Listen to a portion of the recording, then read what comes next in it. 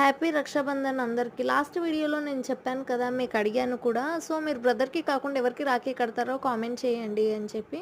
నేను మా డ్యాడీ, పెద్ద డ్యాడీ ఇంకా బాబాయ్ వాళ్ళకి కడతాననమాట. సో, మా డ్యాడీ అయితే మా ఇంటి దగ్గర ఉన్నారు. నేనైతే విలేజ్‌లో ఉన్నా అని ప్రెజెంట్ నేను మా పెదనాన్న వాళ్ళతో రాఖీ ఫెస్టివల్ సెలబ్రేట్ చేసుకుంటున్నాననమాట.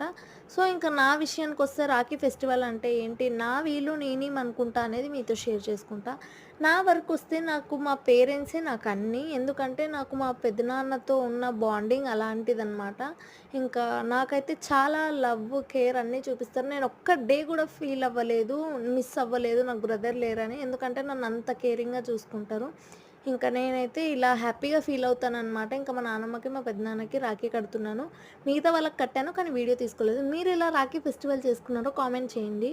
అలాగే నా వీడియో నచ్చితే లైక్ చేసి, షేర్ చేసి, సబ్స్క్రైబ్ చేసుకోండి. Bye guys.